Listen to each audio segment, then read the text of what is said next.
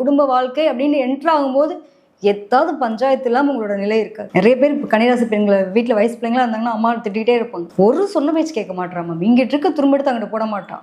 எப்போ பாரு அவளோட வேலையை மட்டும் அவள் கரெக்டாக இருப்பாள்.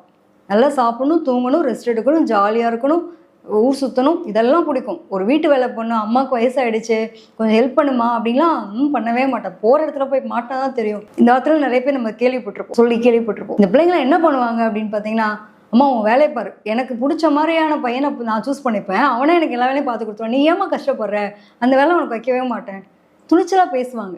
அதனாலே பல பேருக்கு வந்துட்டு இந்த அம்மா பொண்ணு மாமியார் மருமகள் மாதிரி மழுக்கட்டுறதுல இதுலேயும் உண்டுங்க.